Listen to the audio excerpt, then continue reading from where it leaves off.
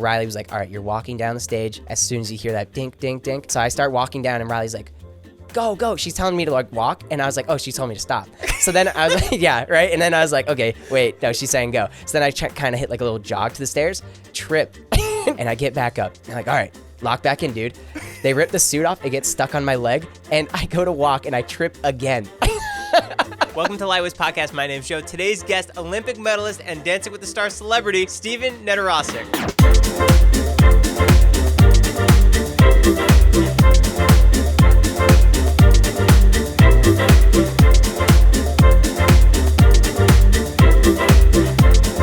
Killing it this season on Dancing with the Stars, and he is partnered with Rylee Arnold. Sometimes just steps are a little similar, and I'll just like accidentally do the step that's supposed to be all the way over here, and I'm like, Rylee, I'm dumb. She's like, don't call yourself dumb.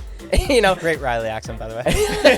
We talk all about his first interactions with Rylee, his experience at Olympic Village. There's this amazing like Team USA welcome experience that you do first thing you get to the village. And how he found his love for Pommel Horse. So if you haven't yet, make sure to hit the subscribe button because I have 3 very special guests coming up and I can't wait to share them with you. And also, if you can, hit the like button and leave a comment down below who else you want to see. And it allows me to keep getting these awesome guests. So without further ado, Stephen Nedoroscik. Before the show started, one of your biggest insecurities was dancing. Has Rylee helped alleviate any of those insecurities? Like 100%. And I think like typically anyone who has an insecurity, they kind of just avoid a certain, subject or topic, whatever. Like I didn't really want to dance ever. So I was just like, you know what? I suck at this. I'm never going to do it. And then like I got the call for Dancing with the Stars and I was like, this is too good of an opportunity to turn down. And I'm so lucky because I got Rylee paired with me and we have like very similar energy. So like immediately I was a little embarrassed because I wasn't picking up on the steps very fast, but like she saw like how motivated I was. And like, I was like, if I'm doing this, like I'm going all out. So like, that's what I've been doing. And like, I've been getting compliments like all around and that alone just chips away at those insecurities. So I've gotten to the point now where I just really enjoy it. How aware of Rylee and Dancing with the Stars were you prior to the show? Really basically nothing. Oh, you didn't watch last season? No, I did not watch like any of the last season. In fact, like I think I've only ever seen like 1 or 2 episodes before getting, invited to join the show. And then once you found out Rylee was your partner, did you go watch or you still haven't yet? I was thinking about watching and I was like, I should watch, but at the same time, there's something exciting about not really knowing what's next. Like I kind of like the anticipation of like, what is this show going to be? And I kind of just like seeing every new experience without like any background information. So my girlfriend, she watched like the entire last season. So like she knows what's happening. She'll like tell me like, oh, maybe this is what it's going to be like. And I'm like, no, I want it to be a surprise. Right. So you go from the Olympic Games to Dancing with the Stars pretty quickly, no? Yeah. Was it a hard transition going from like that to this now? The transition itself, like, from the outside, it wasn't very hard of a transition because I went from doing something like extremely elite, extremely like hard on my body to something that's like softer and more like people don't have expectations for me to dance. There's not much pressure. But like the thing that was really hard is like the last like 5 months of my life, I've been maybe even more than that. I've been so locked in to gymnastics and it's like every day I wake up, eat, sleep and breathe gymnastics. And like, finally after the Olympic Games, I was like, I should have some time to relax, like a couple months to chill and let my body heal. Was that was the plan, right? Yeah, that was the plan. And then like, I blew up at the Olympics and so many opportunities came my way. And, I'm the type of guy that doesn't like to turn anything down and I just want to enjoy it. I think it's part of like my victory. So once you get that call for Dancing with the Stars, how quickly until the show actually started? So I got the call like while I was still like at the Olympics actually, like before I was even done. Like I still had an event final, and I was like juggling around because I didn't have an agency, I didn't have anyone representing me. So like I was like, I had like this 4-day span from like the team final to like my individual final where it wasn't just me focusing on gymnastics. I had to, focus on like, oh my gosh, like I need to get an agent. I'm getting calls about these deals and stuff, and I was like, it was like so much. It was like overwhelming, but like we got it all figured out, and I was like, heck yeah, we're doing this Dancing with the Stars thing. Let's go. Did that take away any of your focus at the games? The whole like agency thing, I think it was really important that I got it done immediately. So I'm very happy I did, but I was so worried that like the energy I was putting into those things was going to take away from it. Luckily in my case, I don't think it did whatsoever, but it did get to a point like the day before the competition, like my phone was just going off with notifications and I was like, I can't do it. Like I have to turn everything off and like really make sure I'm locked in here because like it is exciting to get noticed and people like, I'm reading everything, I'm responding to people and I'm like, okay, this is really fun and exciting, but like let's just have fun with this like last competition. Let's try to focus in. Let's lock in. Don't let yourself lose that focus. When you say 5 months of being locked in, Yeah. what is locked in to your extent? I mean, it's kind of hard to explain, but it's like, it really is just like, I'm typically a very happy, bubbly guy who's very goofy. And you didn't get to see that much me when I was really going through the cycle. Like, it was very much like I woke up and like I did my routine. I had my breakfast. I woke up at a specific time. I went to the gym. I didn't drink anything. I didn't do anything. Like, there's barely any fun in my life. It was all just work. And it was like hard work. But like, those are like, when you are in that state, when you're like right there at the finish line, like you kind of just have to push yourself that extra 1% every single day. So that's kind of what it was. And I was just like really focused, hyper focused. Do you think that you went as hard as you possibly could? Oh, absolutely. And it really is just like the type of guy I am. Like, when I have a goal that's 3 months away, right? Like, I will always like find a way to make sure like I'm doing everything in my power. Like, it's almost like self-sacrificial too. It's just like I'm not letting myself like enjoy life as much because of just how focused I get on certain things. Is it an every day of the week thing? Oh yeah, especially with gymnastics. Like, it's not just every day of the week. It's like every day of the week for years. Like, for us gymnasts, like me taking this time off for Dancing with the Stars, this is going to be the most time I've ever taken off of gymnastics. And then once this show is over, do you start training already for the next one? Yeah. As soon as this show is going to be over, I'm immediately going to go back to like my alma mater, Penn State, for a quick gymnastics camp. And that's going to be like the first week that I get to dive back into gymnastics. And from there on, like, it's going to be training all the way up until World Championships. And then from there, it's just going to keep on rolling until we get to the next Olympic Games. Have you ever taken this long off? No, actually, the longest I've ever taken off, other than where I am currently, was after 2021 World Championships. I actually had a hand fracture and had to take around 7 weeks off for it to heal. Was the hand fracture any kind of like permanent issue with you? Or it healed? It did heal completely, but it's kind of a fun fact because I'm only the 8th person ever to have this fracture. It was an isolated stress fracture of the trapezoid, and this is really cool. And it was at World Championships where I remember a turn, and I was like, oh my gosh, that really hurt, and it was hurting me the entire time, but I was like locked in, just like the Olympics, right? And I actually ended up winning World Championships on Pommel Horse with that fracture, so it just kind of added to my story. You're setting records left and right. So I also know you're incredibly talented at Rubik's Cube. Oh boy. I have 3 different ones. Here we go. I'm going to toss them your way randomly throughout the video. All right. We're just going to see how quickly you can lock them in. All right. I think I'll be able to impress you with being able to carry on a conversation while solving too. All right. Let's get it started then. All right. We got a 2v2 or 2x2 here. These ones aren't too bad to solve. Like, I think if like you didn't know how to solve a Rubik's Cube, there is like a chance that you could accidentally solve one of these. Like, there's only a few algorithms that you really need to know, but just like that, this one is solved. Wow, how cool. How does the crowd, the lights, the mayhem of Dancing with the Stars compare to the Olympic Games? Believe it or not, like, I find parallels between Dancing with the Stars and the Olympics or any gymnastics competition, like, very, very, like, much. Like, the thing is, like, with Dancing with the Stars, like, there are the spotlights on you, the cameras, the judges, and it's, like, the exact same thing at the Olympics. So, like, it's a very familiar feeling when I go out and perform. They say that the ballroom is a little smaller than it looks like on TV. Yeah. So is it that intimate setting? Does that get more to you? Because now you can kind of see people's faces like that quickly. That's a really good point. Like, luckily for me, like the lights are kind of bright enough to the point where I'm like, I can't really see people. But it is much smaller. I think my first initial reaction when I walked into the actual like studio where we're going to be on TV, I literally went to Rylee and was like, this is smaller than I was expecting it to be. But like, it is cozy, and it kind of is a little bit better maybe even because like when you have those big open spaces, like it's not just the 1,000 people or however many people are in that arena. It's like you're looking at thousands and thousands of people and you're like, ooh, this is intimidating. Does it ever get to you? Oh, I used to a lot when I was like younger. Like how old are you now? I'm 25 now, but like when I was younger and I first became a specialist, there's like this transition that happens when you go from doing 6 events to just the one. And it's kind of just like you go from having 6 opportunities at a competition to just like a single opportunity. Like you only get this one chance, and that carries a lot of pressure on it. And when I was a freshman, I just made that transition to specialist. It was like, I'd go to these competitions and it was like I'd black out in the middle of the routine. I just like could not handle the pressure. But, one thing I say about like being in those scenarios is it's kind of like a muscle that you have to train. So like over these 8 years of being a specialist, I think I've really honed in on my ability to like handle that pressure. With being a specialist in Pommel Horse, do you get to a certain point where you really can't just train anymore? Yeah, definitely. Think about like Pommel Horse is like us as humans. We are not meant to be on our hands. Like we are meant to be on our feet.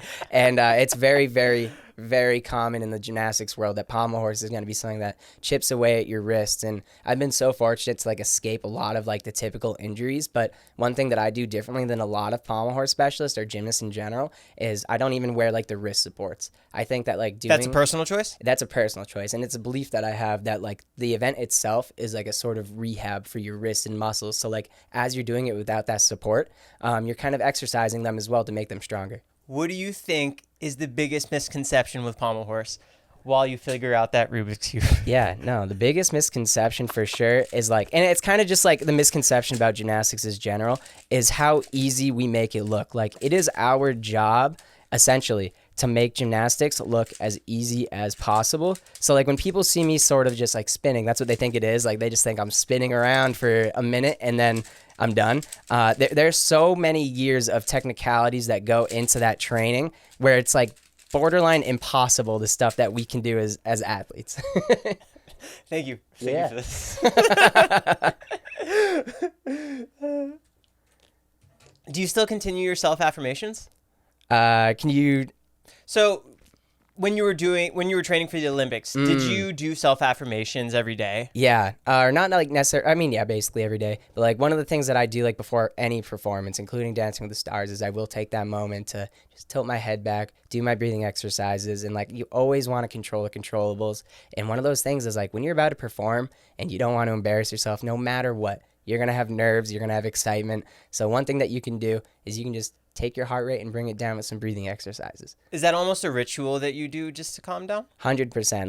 Like what we do as like gymnasts is we have our routine before the routine, and that is 100% something that I do every single time. Is like I make sure to visualize, I make sure to calm myself down, and I usually tell myself like, dude, like you deserve to be here. You've earned being at this place, whether that's Dancing with the Stars or the Olympics or even just like a club meet. Like you deserve to be here, and like whatever happens, like you tried your hardest throughout this entire process of training, so it doesn't really matter at the end.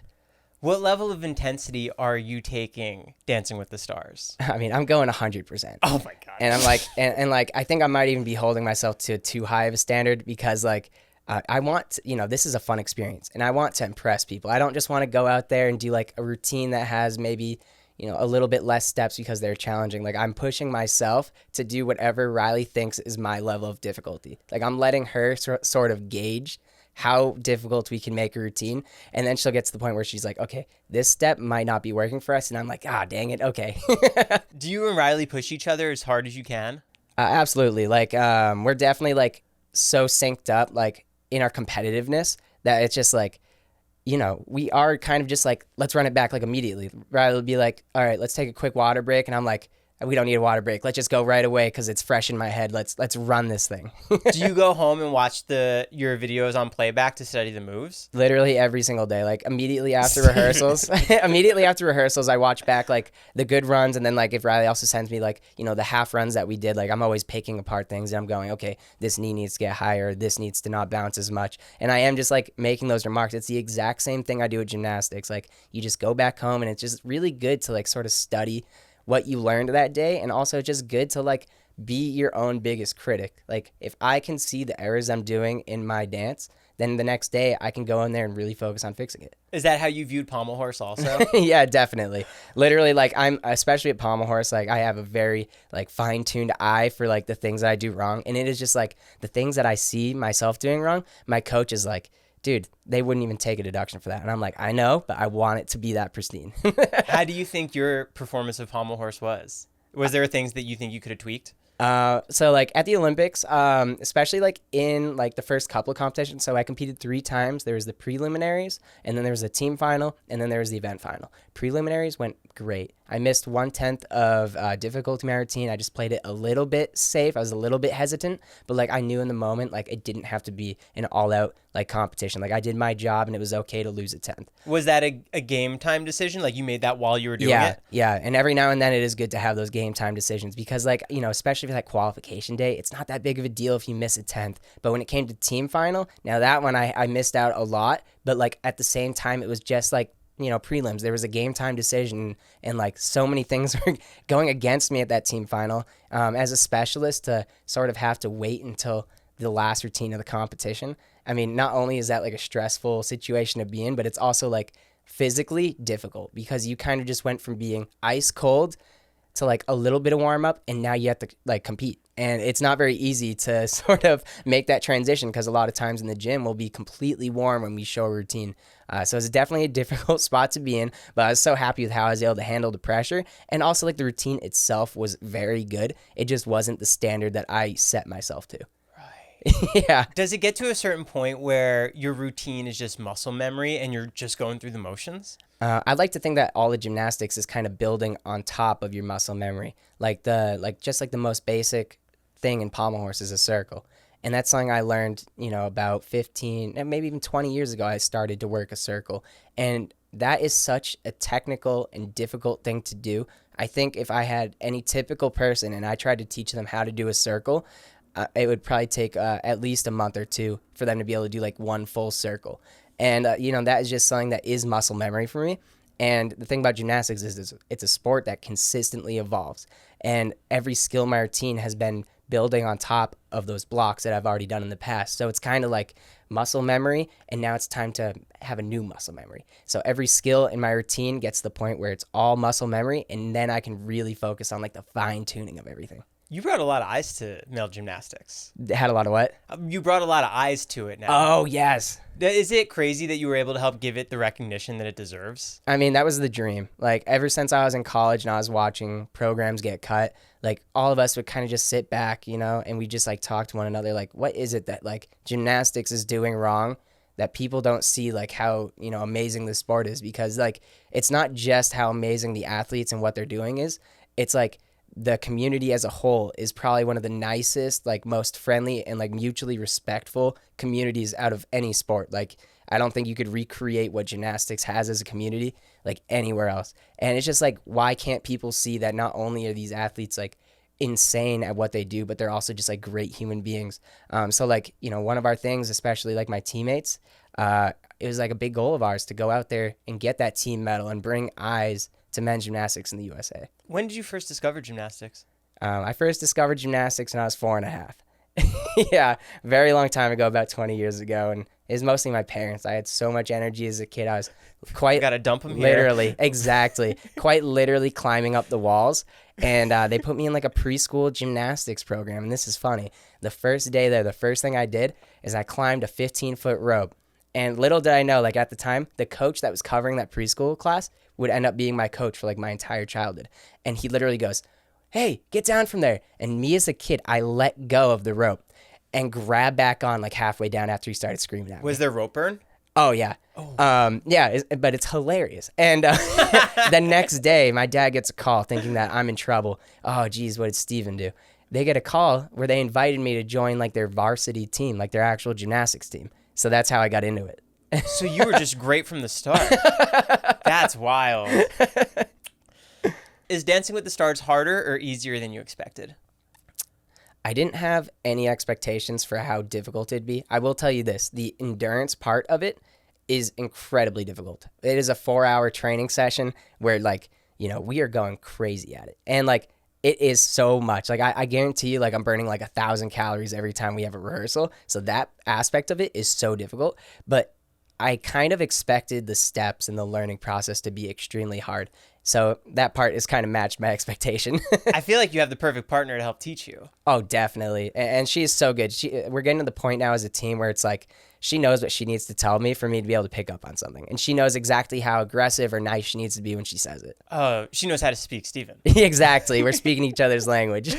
What'd you think when you first got paired with Rylee? Well, immediately, like I said earlier, I didn't have a whole lot of exposure to the show itself, but Rylee was one of the people that like I saw online being talked about a lot. So I was like, okay, she seems really good. I heard that she's new to the show, and like she sounds like it would be a really fun partner. So when I got announced to have Rylee, I was really excited because quite literally she was one of like the only pros that I knew. And like my coach, who is like a really big fan of the show, like I asked Your him. gymnastics coach? Yeah, my gymnastics coach at Penn State. Him and his wife are such big fans of the show. I asked him like, all right, who are some of the people that would be really good? And literally the first name that he said, he's like, I think you and Rylee would kill it. And then he also said like Whitney, but like, you know, and like, and I was like, okay, the first pick of him was Rylee, and I got Rylee. This is so cool. Does Rylee fantasize about winning the mirror ball? Oh, 100%. We both are very competitive, and like, you know, we're so far out from the mirror ball and everything, but like, obviously just like our competitive spirit, we're chasing it. A lot of the other people I've spoken with on this podcast mention how they only focus on that week. Is that kind of how you guys are approaching this competition?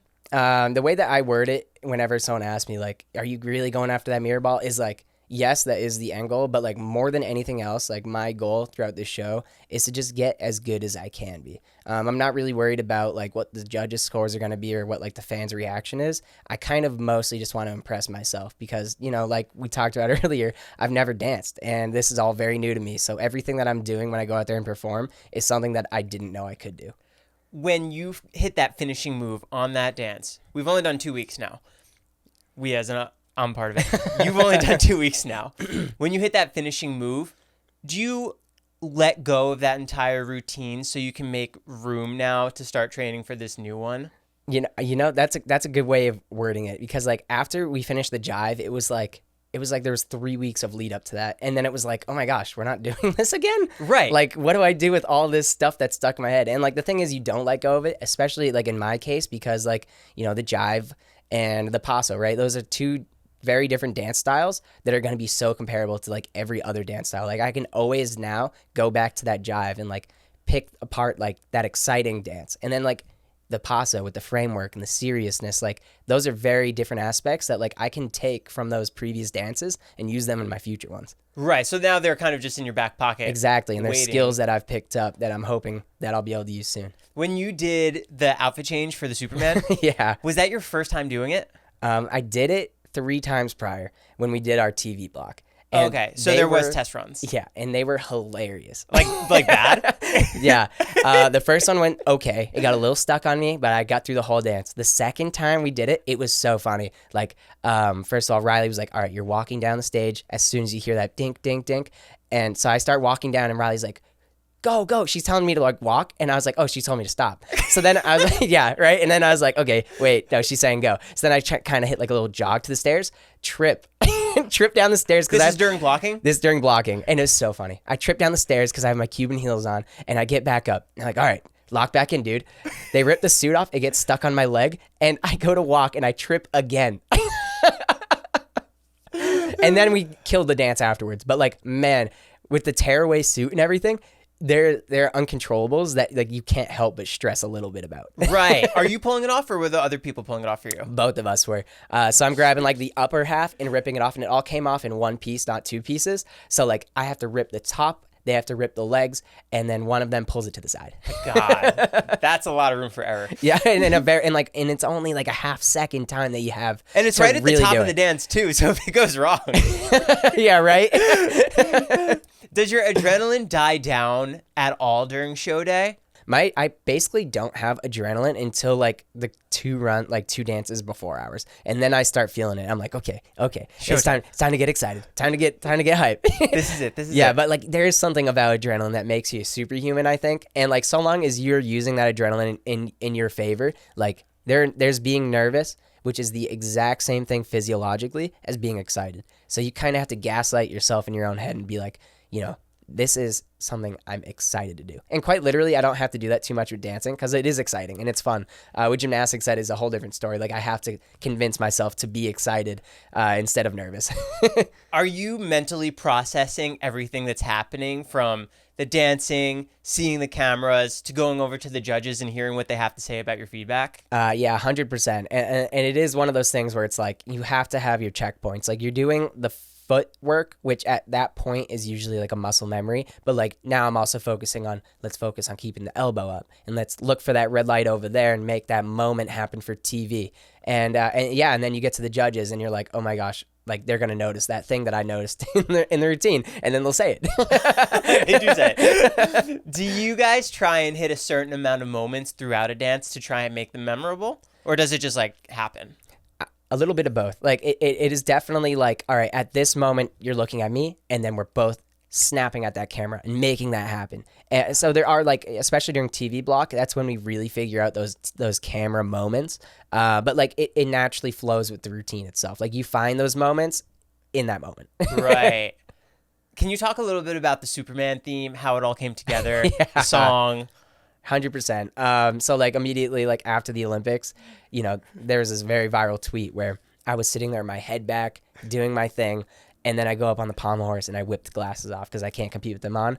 And everyone was like, dude, this guy just went from Clark Kent to Superman. And it kind of was like that. Like, you know, that's how it felt when I was up there too. Like when I take my glasses off before I compete, in my own head, it's like, it's go time.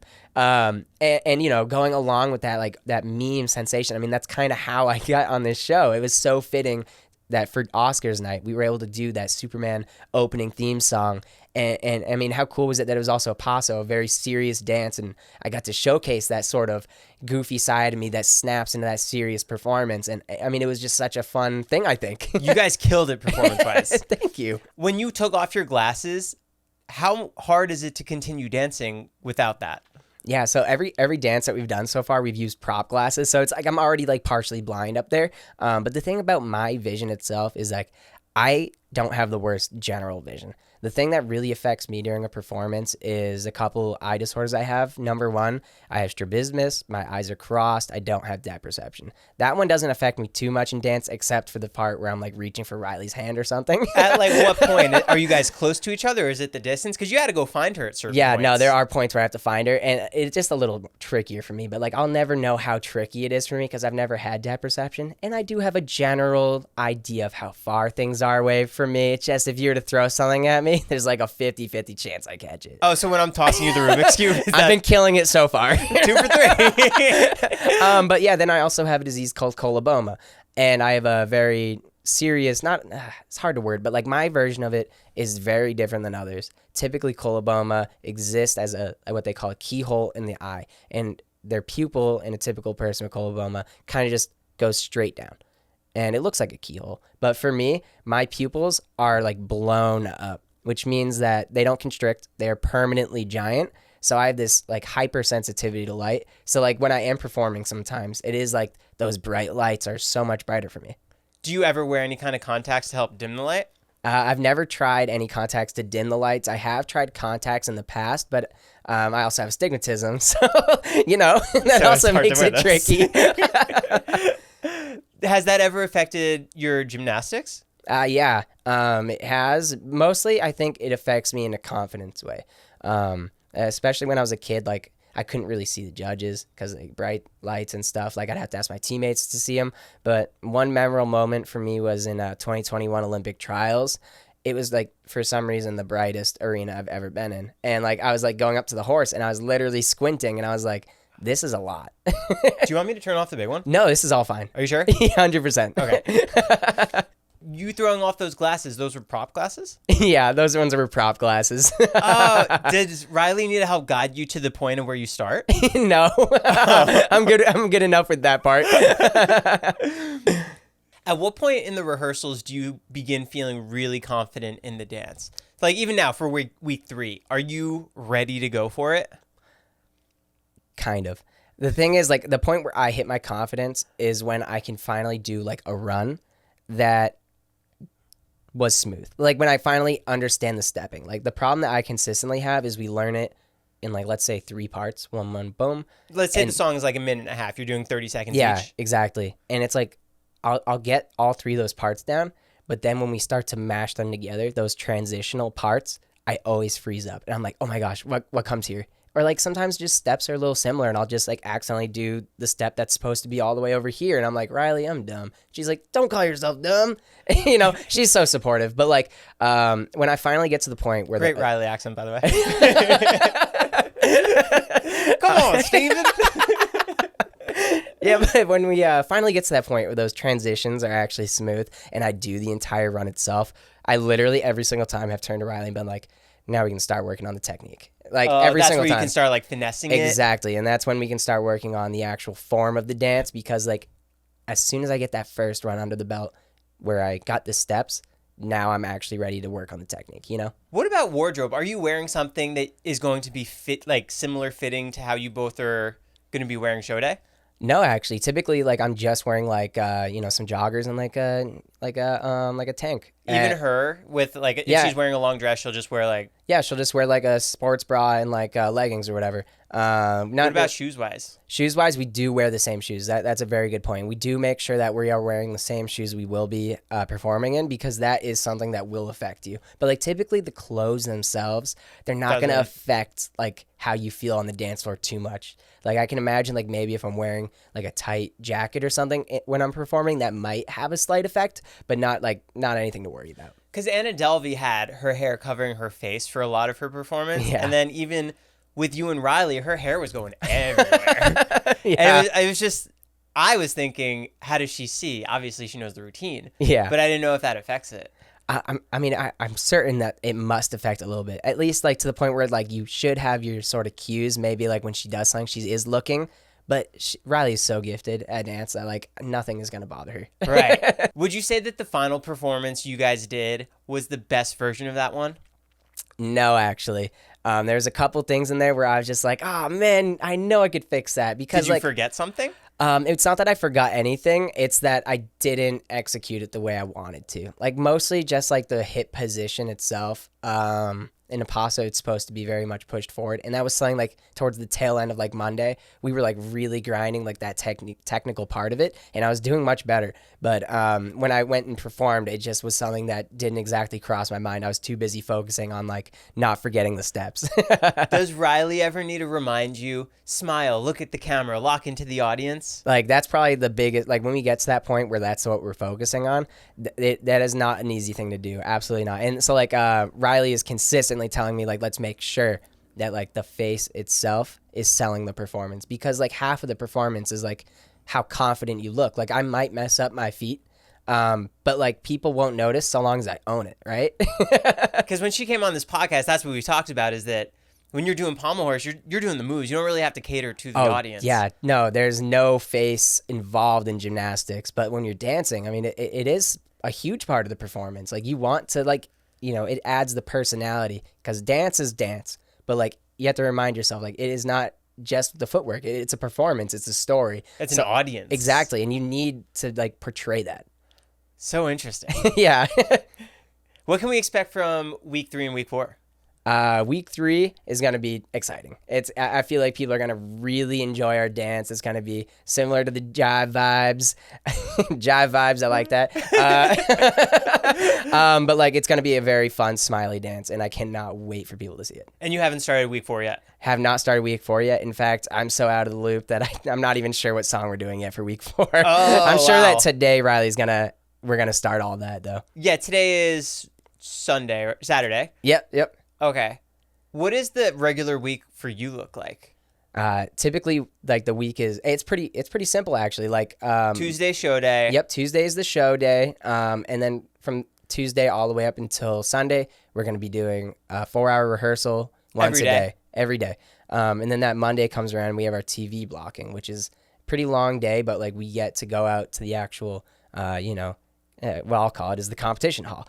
We get to go there and like run our routine in the environment that we're going to be performing in front of the other teams too. Exactly. And like that day is probably the most important out of all of them, because like that's where you get to play around with your opening part of it, because like in the rehearsal studio, you don't have the staircase, you don't have the lights, and you don't know where the cameras are going to be. So like that Monday comes around, it's like, all right, we have to make sure like after this first run, let's find that camera. Or like, let's make sure that this stair transition thing is super smooth. And then having those, was it Troop that helped you change, or? Yeah, it was. Okay, and you don't have them during rehearsal either, right? Not during rehearsal, but that Monday we will have them. So like, yeah, when Monday came around, that was like the first time we got to play around with the tearaway. Do you get to help pick out the wardrobe? Yeah, 100%. Like they're such a great team. First of all, just like amazing people, and they work so hard and so efficiently. It's insane. But I'm a very open-minded guy, and I like told Rylee and the creative team, like, I'm down for anything. Like whatever you guys think will make this performance look like the best performance, I'm down for it. So you kind of let them take reins. I let them take it all. I know that like some people are like, I don't like the bedazzling stuff or whatever. I'm never going to be that guy to tell them no to anything. Right. What kind of shoes are you wearing? For the next dance, or just like in general? Like, do they change based on the dance? Yeah. So I wore, I don't really know what they're called, to be honest, but like, dancing shoes? Yeah. I wore like dancing shoes for like the first jive, and then I wore Cuban heels for the second one. And now I'm back in a different type of dancing shoes for this third week. But they're not heels, which I'm excited about, because man, that like destroyed my calves. Oh, does that make it way harder? It doesn't make it harder, but like, especially for guys, like we are not used to walking in heels, and it was like long days of me walking in these 2.5-inch heels, and oh my gosh, like, props out to the women who wear heels every day, because my like shins and calves were killing me. And these are all new muscles that you're using now, right? Oh, 100%. I am not a leg guy. Pommel Horse is so upper body. Like so, only upper body. Only upper body, exactly. So like, especially after that first week of dance, oh my gosh, my legs were like on fire. Have you switched up your training routine now? Yeah. Like at this point, like my body is completely used to like dancer's body. Yeah, I'm getting to the point where it's just like the legs and the hips and stuff are all getting to the point where it's like they don't hurt anymore. But there are certainly things that are surprising me, like the side of my calves and stuff are bothering me. It's just like the funniest muscles that you didn't even know could bother you, like the arches of my feet. Like what the heck? Right. That can hurt. What about your diet? The diet the only thing that's changed is I'm trying to eat more calories, quite literally. And like, I've never been a guy that's like worried about his diet so much. My whole thing is like, I just want to maintain weight. So you're not trying to eat certain amounts of proteins and carbs or anything? Not right now. I don't think that any of that is necessary, because like you're not trying to build muscle when you're doing like dancing. Like the only thing I really want to avoid is losing mass in general. Like I just don't want to get too skinny while I do this stuff. Right. Yeah. What do you think? Would you do the tour if they asked you to do it? 100%. Like 100%, I would do the tour, and it is an option. Like I'm guaranteed to be on the USA national team until next August, and that next August is when I'll try out for like the world team. So I'm not in a huge rush right now to get back into gymnastic shape. And yeah, the tour would be something that I think would be like incredibly fun. Like how cool would it be to just go around the country and do like dance routines that you learned throughout the entire fall? That'd be sick. Yeah, it'd be so cool. What is the national team for gymnastics? The national team is typically between 16 and 21 guys.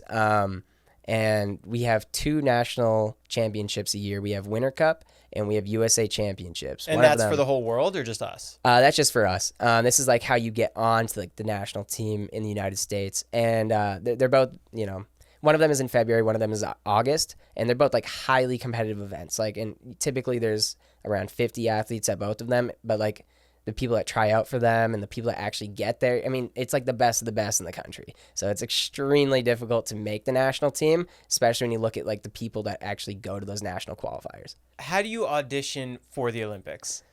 Yeah. Oh. So 2 for 3 was good. Lock it in. Yeah. So like when you are trying out for the Olympics, you have to go through a very extensive process. Honestly, it's like a really difficult process. So there's, first of all, you have to make it to USA Championships, which in itself is an achievement, I think.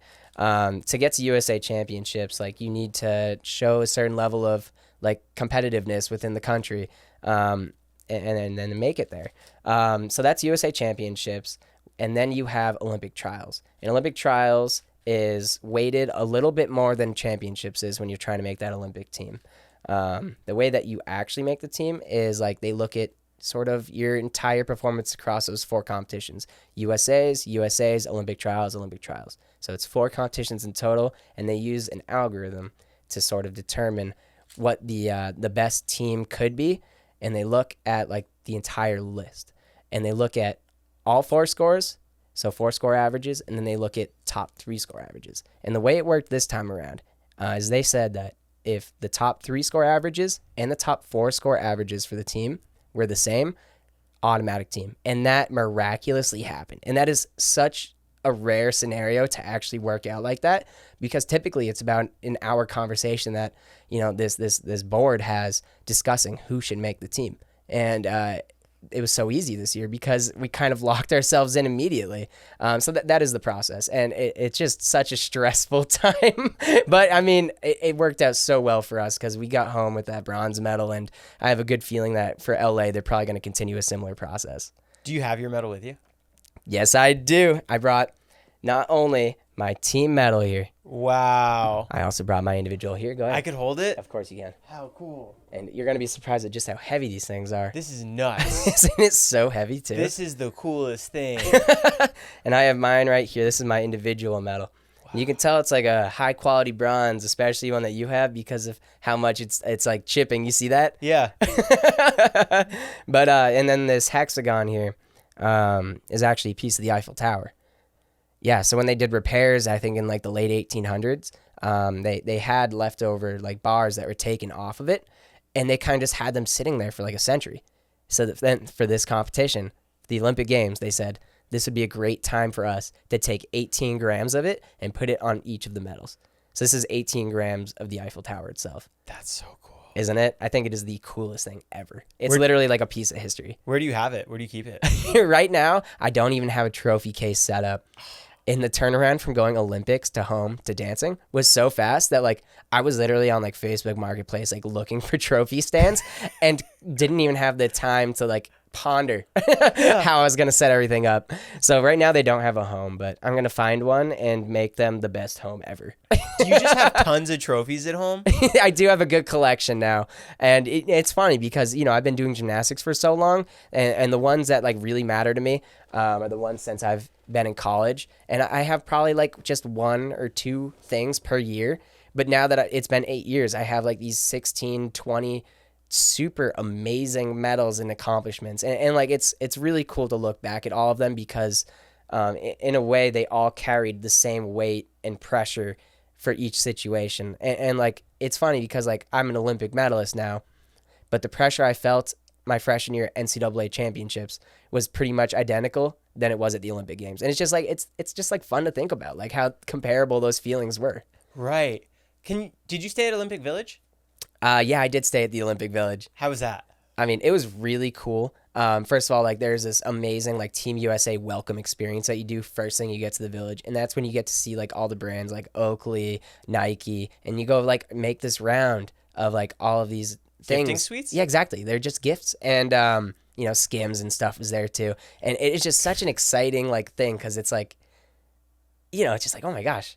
Not only am I like at the Olympics, but I'm getting thrown bags of like high quality, amazing things. And that's the first thing you do. And then you actually get to the Village and it's like way bigger than you'd expect. And like you get to your room and we had this balcony and I remember just like looking out and like there's almost like a small feeling you get when you like look out and you see hundreds, thousands of people walking around and every single one of them are living their dream just like you. They're all Olympians chasing medals, representing their country. And it's just like such a fun feeling. How many people did you have in your room? For us, we had the entire Olympic team. So all 5 of us were in there. And then a couple days later, we didn't expect it. We did get 3 more roommates. We got a trampoline athlete and 2 Taekwondo athletes. From America? Yep, from the USA. Oh, how cool. Yeah. Was it as hot as they said it was? It was hot, but Team USA, awesome, by the way. They gifted us air conditioners that we could have in our rooms. Also, I'm telling you, I'm giving up. I don't remember how to solve a 4x4. So this one's harder. It's way harder. Got it. So this will probably never be done. This is just sit here just like this. I can't believe I forget how to do them because you have to solve the center pieces, then the edge pieces, and then solve it like a 3x3. And I was solving like the center pieces, and I was like, oh, geez, I forget this. Do you go for the white one first? That's what yeah. you say, right? Yeah, typically I go for like the white face first. But when you get to those bigger cubes and you actually have to set up what might be considered the centerpiece, you can do it like any way you want. Can you do those oval ones? I do have some funky ones. Like I have like 3x3x5, 3x5x4. You could do those. Yeah, and they are so wonky because when you get to like things that aren't a cube, they start to shapeshift. And I find that to be so fun. Right. You have other hobbies like watching chess videos? Yep, love chess. Are you good at it? I'm rated around 1300 in 5 minute. I think that's called Blitz. That's the only one I play is the 5 minute. I'm like 1300, which is like I think top 10%. So we take those dubs. That's good. You posted that you saw Dwight Howard doing it. I was so jealous he made it on Gotham Chess before I did. I really wanted to be on Gotham. He's so cool, Gotham Chess. But I'm like a big chess guy. I played for years now. And Dwight literally played like an extremely good player. I don't know if it was recent or if it was this week or what, but I mean, it was such an entertaining video. And I'm like watching this stuff and I'm like, oh man, like Dwight's not bad at chess either. We got to get a battle between you two. That's what I'm thinking. What else do you do in your spare time? In my spare time, like some of the things I really enjoy would be like cubing, chess, like and Rubik's then cubing? Yeah. In the cubing community, we call it cubing. Okay. Isn't that funny? It is. But I also play like a ton of Rocket League. What is that? Rocket League, it's like a car soccer video game. I have like an ungodly amount of hours in it. And I'm on like, PC? Yep, on PC. And I'm like top 1%.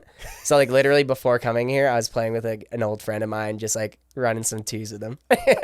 What do you play any other games like COD or anything? I used to play a ton of COD, but honestly, I didn't like the last one I got. So I've taken a couple years off of it, but I'm super looking forward to like the new Black Ops that's coming out. Is that more of a unwind fun thing for you? Or are you 100%. like extremely competitive? You need a win. Okay, 50-50. It is an unwind thing. Some days I like queue up and play some video games with some bros and I'm like, this is just for fun.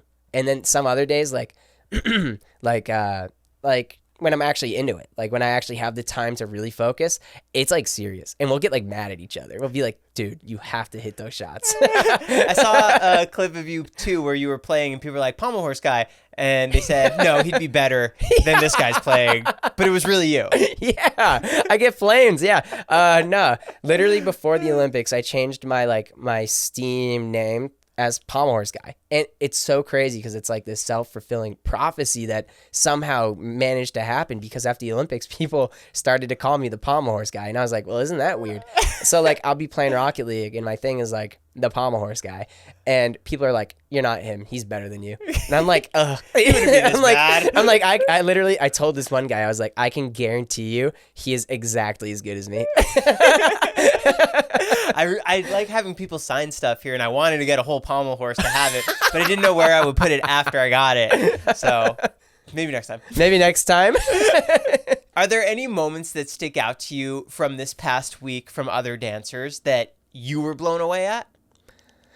I mean, every single person, first of all, is like really good. And like from what I've heard, people are so impressed with like the level of difficulty and execution that like the current pros have been doing. Like Dwight being able to like manage, what was it, a foxtrot? No, it was quick step that he did. And him and Danny, they can't like do the typical framework. And like the way they managed to work around that was so impressive. And like he literally did this thing where like he put his hand behind her neck and she lifted her feet off the ground. I was literally blown away. And then like Alona and Alan doing lifts with one another, that was so impressive. And then Alan also added like a half twist in the middle of it. I'm like, geez, like this is really cool. Like it's amazing. Are you seeing them in rehearsals? Do you guys, there's that thing called show and tell where you kind of train in front of each other just to get that. Do you do it with them? Yeah, especially like the person that like we've done it the most with is like Alona. And it just kind of comes down to like who's in the same training time session as you. But like, yeah, no, we got to see Alona and Alan do those lifts beforehand. So, like, I knew it was coming, but, like, that Dwight lift that he did, it was unreal. Nuts. It's so cool. He was just gripping her like a basketball. Yeah, that's literally what it is. That's so funny. Swinging her around. Have you and Alona talked about your Olympic experiences? Yeah, briefly. And, you know, and, like, we're both kind of, like, so focused on dance now that like we never really are just like, so like when you were there, how was it? You know, like we've definitely just like talked and like related like dance at the Olympics with one another, but like for the most part when we're with each other, we're just like normal people talking about normal things. Did you do an Apple commercial? I did an Apple TV commercial. It was so cool. What was that like? I mean, it was awesome. They brought me to like a studio. They set up a Pommel Horse, which first of all, it was like this old Pommel Horse, like the one that I originally trained on from like early 2000s.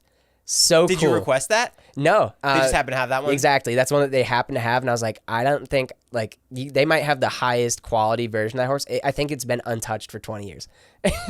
But like, yeah, it was so cool. They had me recreate a scene from Slow Horses and then like do my thing where I take the glasses off, put chalk on, clap it, and then do like little Pommel Horse routine. And the video quality that they were able to get out of it was unreal. I quite literally think that Pommel Horse footage is the best Pommel Horse footage of all time. Wow. Yeah. And that's you. Yeah. That's you. It's an honor. That's so cool. Do you normally chalk up your hands before it? Yeah. Especially like me, I'm like a very sweaty guy. My hands get sweaty. I usually cake them with chalk. Is that nerves or is that from physicality? It's a little bit of both. But like I think in general, I just have like sweaty hands. Right. It's so interesting you don't wrap your wrists. Yeah. No, I try to stay away from that so much. I just think that like when you give yourself that sort of bracing, over time, it's just going to weaken you.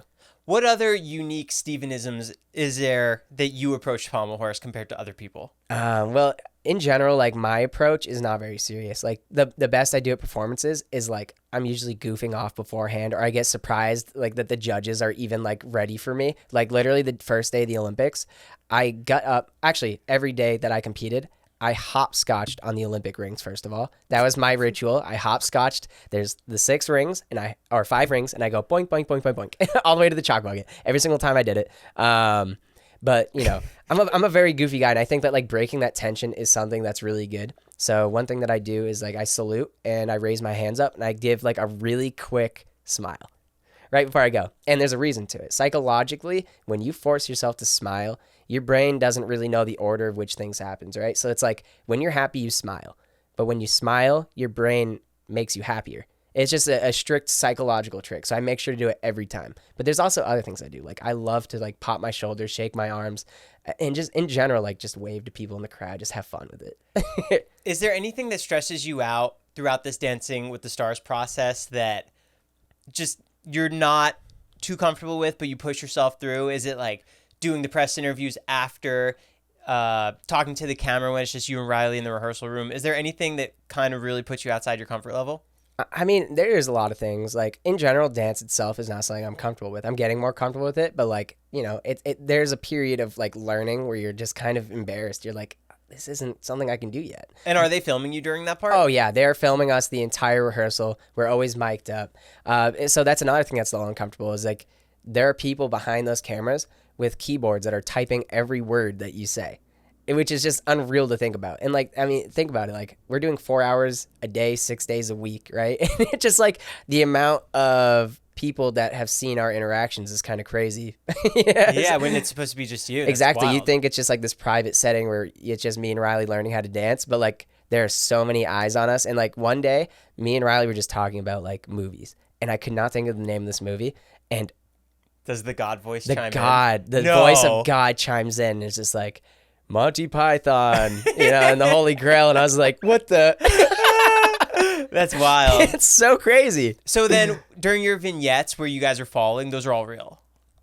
What's a vignette? like those promos of you guys in the training rehearsal studios. Wasn't there like clips of you falling with Rylee? Oh, yeah, those are real. Yeah, no. Those are you training, trying to figure it out. 100%. Seeing that made me realize how, not dangerous, but like, there's so much room for error. There is, especially with dance and like the tricks that Rylee's having me do. Like she's like, these are hard tricks that not like every guy can do. So like I'm impressed you can do them. And when I hear that, I'm like, I have to nail it. So like I'm going for all these cool things. And like one of those things was like that kick turn thing. Literally like the first try, I was so confident. I was like, I'm just go for it. Literally trip midair on myself straight to my face.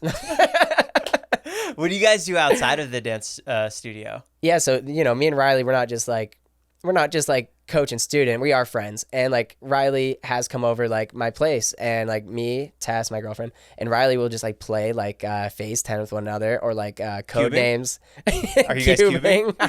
I did teach Tess how to cube like years ago. She's since forgotten. I taught Rylee one algorithm, and she's very proud of herself for being able to do it. And she can do it now? Yeah. You also brought her... she can't do the whole thing. She can do the one algorithm. That's all that matters. You took her to Pommel Horse too, no? Yes, I did. How'd she do? She actually did surprisingly well. Like the thing about Pommel Horse is it's not easy at all. And like I was a little worried, like, because she kind of struggled doing like a push-up, and I was like, she might have trouble like supporting herself on the horse. But like over like the hour that we were there, she was able to do a full leg cut and back. And like the motion that she does, it looks so simple, but the amount of attention to your shoulders, the wrists, the toes and the knees, it's just like, it was kind of fun because it was like my introduction to her of my world. And she's like, oh my God, like this is so much more difficult than I could have expected. And I think like the fact that we did that sort of like on week 2, it was like an immediate like mutual respect for one another, because I was struggling with dance, she struggled with Pommel Horse, and we were both like, all right, you know, Rylee, you're an incredible athlete. And she's like, you're an incredible athlete. Are you guys in the same building? Yeah. Oh, how cool. I know, isn't that so convenient? So like literally after we shoot this, we're both just gonna go like tan, go to the pool and just kick it for a little bit before rehearsal. Oh, you have rehearsal later today? Yeah, we do.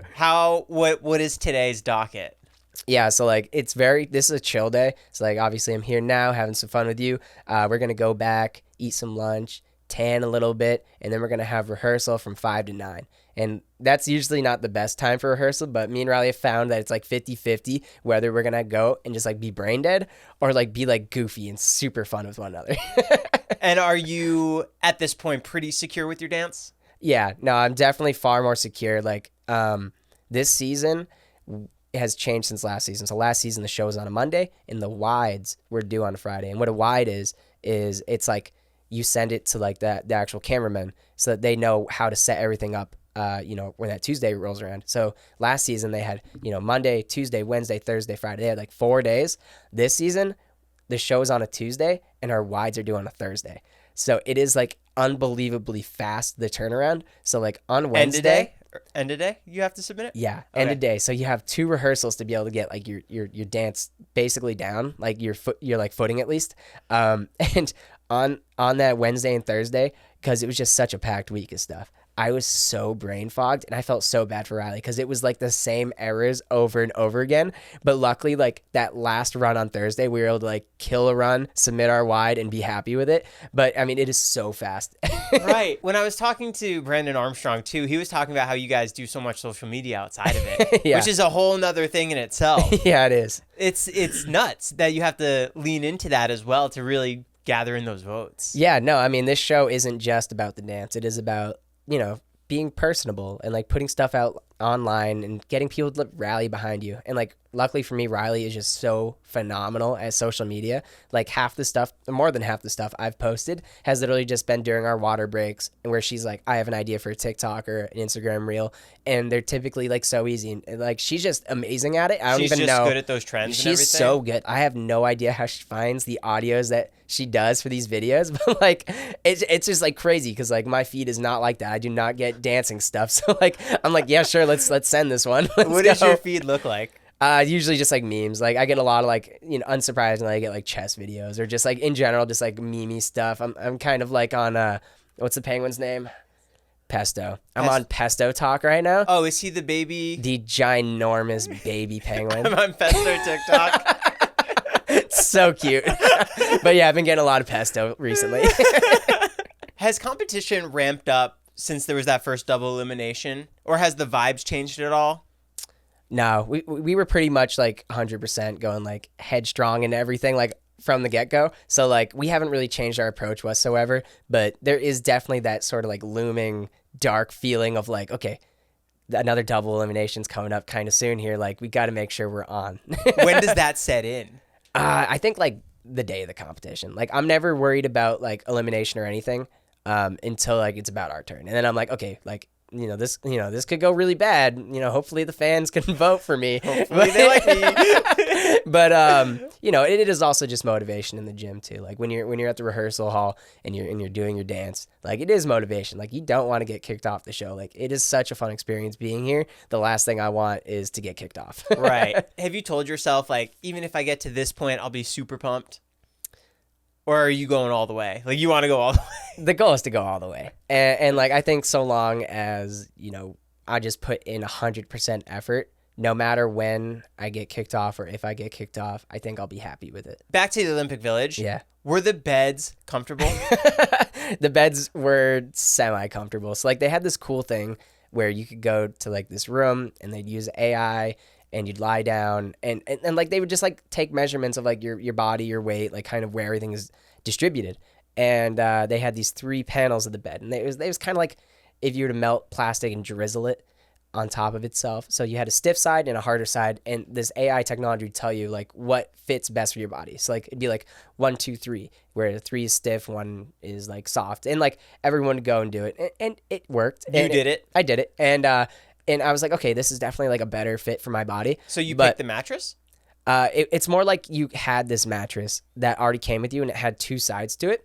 Oh. And you would go to this place and it would tell you which side to put at which segment. So they definitely put their effort in with it all. And it's very cool that like the technology they use, these are like beds that are fully recycled. They're going to be donated to like people afterwards. And you can clean them very easily.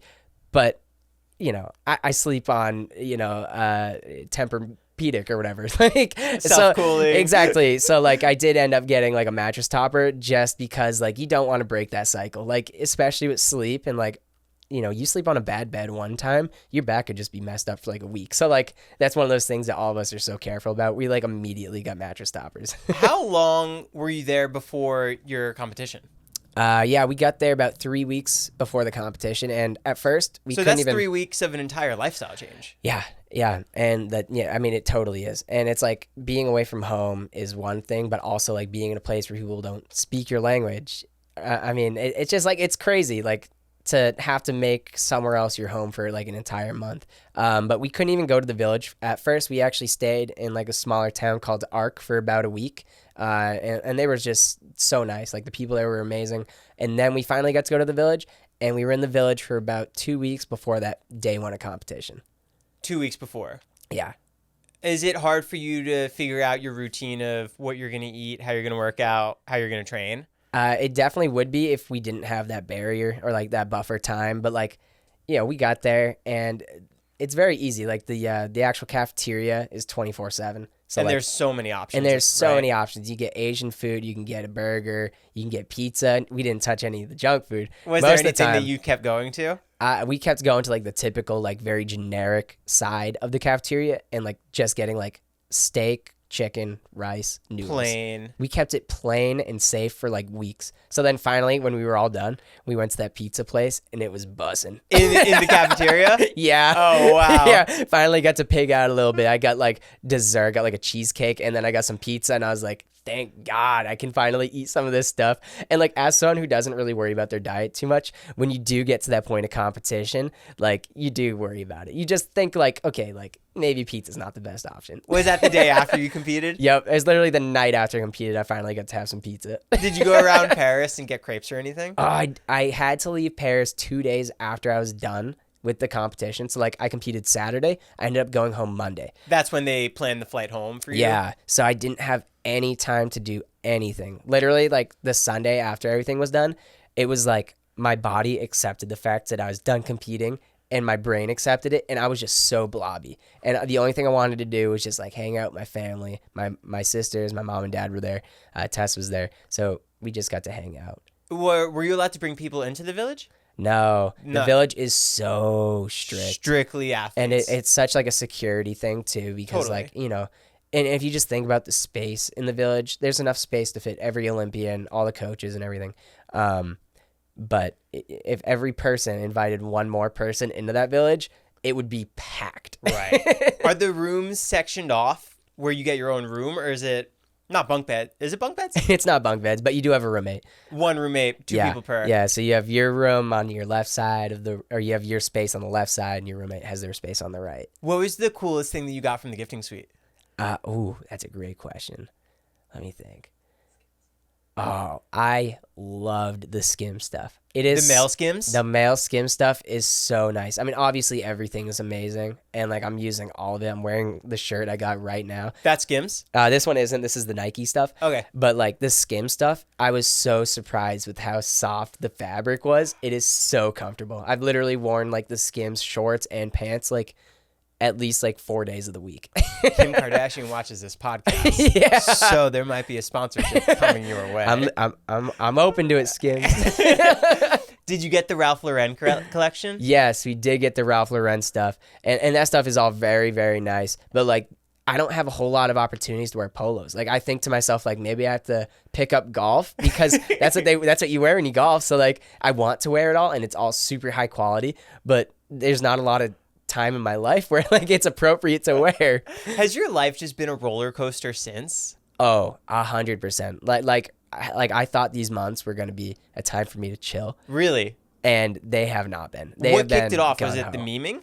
Yeah, the memeing 100%. And then like just the followers that are coming in because like, with us getting that team medal and being kind of all over the internet, like so many people were following me.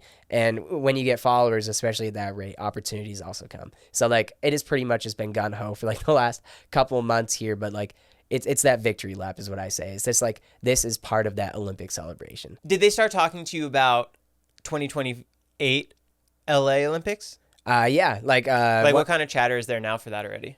Yeah, I mean, the chat is like, especially when the Olympic cycle is over, like half of the guys typically retire. So I already knew like for years now, like I've known that this isn't going to be the end for me. Like I'm going to be done with the sport when my body is done with it. So like, as far as it goes of like, are you going for 2028? Yes, I'm going for 2028. And, my coaches as well are just like, all right, you're definitely going. They don't even ask me. They already know. What age does the body normally start to change?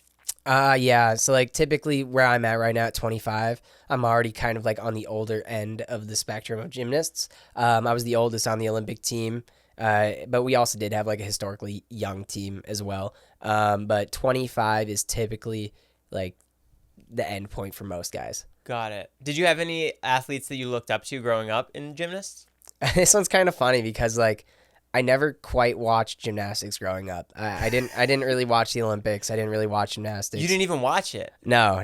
I don't really know why I didn't. I nowadays I do enjoy watching it, but like back then I was like, I don't want to watch it. I like doing it. Was it even on your radar? Like, I want to do this one day?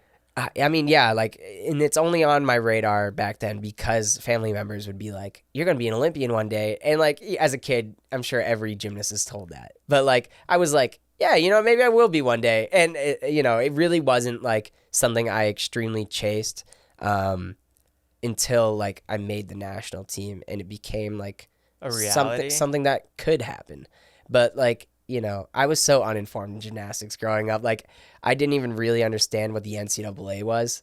So when I was trying to get into like an NCAA school even, I was like, I don't know what this is. And where'd you end up going? I went to Penn State, and it was just, for me, it's just very odd circumstances because like most of the time when you're getting recruited into the NCAA, you have like recruiting trips, and like the colleges will pay for you to come out and visit the campus. And as someone who wasn't the best gymnast growing up, I didn't actually get any recruiting trips. So when I was looking for a college to go to and a team to join, me and my mom just got in the car and visited a few schools. From Massachusetts, Yep. You guys drove out there? Yep. We drove and visited Penn State, Ohio State, and Illinois. Wow. Yeah. What's your stance on the Penn State ice cream? Amazing. Really? Amazing. I mean, they taught Ben and Jerry how to make ice cream. Oh, I didn't know that. Fun fact, yeah. No, the creamery at Penn State is probably some of the best ice cream that you'll ever have in your life. Is there a flavor you stick to? Mint chocolate chip. Really? Every single time. Fun fact, Riley's favorite flavor as well, mint chocolate chip. Mint chocolate chip. Okay. I didn't know they taught Ben and Jerry. Oh, yeah. Isn't that crazy? That's wild. That's literally where they learned how to make ice cream. Don't they have their own cows and everything there? Yeah. No, Penn State literally has everything. I do have some fan questions. Yeah, go for it. Could we fire through them? Yeah, sure. What aspect of Dancing with the Stars behind the scenes were you most surprised at? I was most surprised with how fast the camera crew can move everything around. Like, I watched the confetti fall on these cameras, and I'm like, there's no way, like, this guy's going to be able to clear out the air ducts on that thing fast enough because, like, he has to swivel it. These guys are incredible. Like, they might as well be athletes of their own. Yeah, people say it's such a well-oiled machine. Yeah, it's insane just how every moving part at Dancing with the Stars works perfectly in cohesion with everything else. What time do you get there for show day? If you guys start filming at 6 on the West Coast time. 9 a.m. And is that for hair and makeup? That's for hair and makeup. That's also for us to run through the entire show as well. Like, we literally do an entire run through of the show before the show. Like an actual 2 hours, this is what we're doing? Quite literally, yes. Oh. What if somebody's dance goes longer or something? It doesn't? I mean, especially that's kind of what that sort of rehearsal period of the show is for, is like, let's see if everything is smooth here. And then are the judges there too? And then the judges are just like, ba ba ba ba ba ba ba ba. They're filler judges. They aren't the actual judges. Oh, so they don't see the routine. They don't see the routines. They How don't, cool. Exactly, right? So, like, the pressure's off. But also, I think it's part of, like, the thing of, like, the judges shouldn't have prior knowledge to what the dance is going to be. Right. Yeah. So they're just like regular people Yeah. or whoever just sitting there? Exactly. Fake Derek Huff. Yep. Fake Julia. Wow. And they get fake scores as well. And we do fake eliminations. Really? Yeah. That's so funny. I know. What style of dance are you most excited for? The one that Rylee keeps telling me that I'm going to be good at is the quick step. She keeps saying, like, with how energetic our jive was, when we finally do get to the quick step itself, it's going to be, like, a fan favorite. I'd love to know about Steven's eye condition, how it affects him, and how he's been able to overcome it. Yeah, so my eye condition is just generally bad vision, coloboma, strabismus, especially with the coloboma and strabismus. I have no depth perception and, hypersensitivity to light. I've never let them really affect my life, especially in gymnastics with what I do. It's a lot easier to deal with those things. But if you were to put me in a sport like baseball or basketball, things that require depth perception or things that are outside, I'm sure I'd have a lot of trouble with it. But, even growing up playing those games, like it was something that I just pushed through. Was Pommel Horse something that then just came natural to you of like, oh, I really like this and I can be really good at it? All of gymnastics was like that for me. It's just a very fun sport. And when you buy into anything, like, you're going to enjoy doing it. So anything that might have been affected by my vision, I was able to kind of just move aside from that because of how much fun I was having. It's so cool how you brought Pommel Horse to the forefront of everything. Just insane. You really did. It's the most abstract thing of all time. Yeah, the sales in Pommel Horse probably just shot up. Invest in Pommel Horse, people. What's the best way to support men's gymnastics? Okay, the best way to support men's gymnastics is to watch it. And like, I just want people to dig into, like, who these people are. Like, especially people like Frederick Richards, Ian Gunther, Shane Wiskis, Brody Mullen. Like, just look at what they've posted online and kind of just, like, try to understand them as people because they are amazing people. And, like, the content that they've pushed out is, like, for those who want to buy into men's gymnastics, especially, like, Ian Gunther's video. Just a quick shout out to him because what he has done for the sport alone has been monumental with the community that he's grown. But, like, also, like, when Winter Cup comes around or, like, when these World Cups come around and they're airing internationally, just, like, tweet about it. Have fun with it. Like, buy into the community and, like, I guarantee you're going to enjoy it. How do you manage asthma as an elite athlete? Typically with asthma, it's one of those diseases that you can sort of exercise, but it will always be present. Like, so with gymnastics and the endurance that I've worked, my asthma symptoms are much lesser than they could be. But now I own a cat that I'm allergic to. Perfect. And that does affect my asthma. So, every day I do have to use my inhaler. I try not to, but that is a problem that I deal with day-to-day life. And one thing I noticed with dance after taking a month off of the endurance training of gymnastics is that, dance is something that it takes, it does affect my asthma. So do you have to use your inhaler for that? I've had to use my inhaler in rehearsals before. But asthma is something that does hold you back, but at the same time, like, you cannot let it hold you back. Like, obviously if you're wheezing, don't push yourself too hard, but, like, exercise and try to push your barriers. Try to sort of expand your horizons with the disease. Do you do cardio? It naturally, just like with gymnastics, it's not exactly cardio because it's, only a minute long of exercise, but, like, the heart rate, the lungs, the breathing, it is like a cardio exercise. Do you train your breathing? Not really. Yeah, just in general, not really at all. Now that I'm really thinking about it, like I'd never focus on that. Have you ever considered bulking up and competing in other events? Yeah, bulking up, not necessarily, but I've always liked the idea of picking up a couple events. The 2 events that I would pick up would be parallel bars and rings. Like surprisingly, I am quite strong on rings, so like it would be a very fun event for me to try to come back on. After I didn't make the Olympic team in 2021, I did try to come back on rings, but with some existing elbow injuries at the time, I could not make it happen. So do you think you could try and compete in the LA one? Fingers crossed. You never know. You never know what's going to happen. We have 4 years here, and so much can happen in 4 years. So it's definitely an idea that I would humor. The ring guy. That's a good ring. We can see it now. Apple. Get on it. That's so nuts you did an apple. That's so cool. It was really cool. So cool. Was it all one day? Yeah. It was one day. And it was like surprisingly fast. We were there for like 4 hours. Where was it? I don't actually know where it was. Do you remember where that was? Was it LA? Yeah, it was LA. Oh. Was there a routine that they told you to do, or you just kind of free did whatever? They literally were like, they asked me how many times I could do routine. And I was like, 0. I can't do my Olympic routine right now. It's been like over a month. So when I went there, I was very pleased to see that what they really wanted was me to just showcase some of the fun stuff. So I made sure to, throw in like a little Stockley, circles, flares, and a dismount. And I was able to do that thing like 20 times. And then did you throw in your outfit for what you wanted for it? Or did they give you wardrobe and you just picked? They kind of just gave me wardrobe. They basically told me, like, let's just stay away from logos, wear anything that looks like you train in. So cool. Yeah. What are other passions and hobbies outside of your professional life? Pretty much everything we've touched. I love cubing. I love Rubik's Cube, speed cubing. I love chess. I love Rocket League. And like in general, like things that I like to do is just like hang around with friends. Very simple. Are you ready for week 3? We're getting ready.